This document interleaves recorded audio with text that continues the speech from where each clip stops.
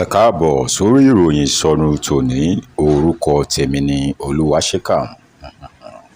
Ẹ rí i pé àwọn Yorùbá movie industry actors yìí wọ́n ní the Deliverance. Wọ́n ní the Deliverance gidi nítorí wípé àwọn ló yẹ kí wọ́n máa tún ayé ṣe. Àwọn tí àwọn audience wọn rí gẹ́gẹ́ bíi pé sinimá àwọn la fi ń kọ́gbọ́n, sinimá àwọn la fi ń lògbésí ayé. Àwọn gangan ìgbésí ayé wọn ò tẹ́ ara wọn lọ́rùn. Tí nǹkan bá ti wá ṣẹlẹ̀ ní movie industry, kò ní sẹ́nibọ̀dì tó fẹ́ bẹ́ẹ̀ ní kankan wí nínú wọn. Àgàgà tó bá jẹ́ ẹ̀kọ́ náà àwọn àgbàlagbà yẹn ló ṣe é, wọn ò ní sọ̀rọ̀ lé lórí.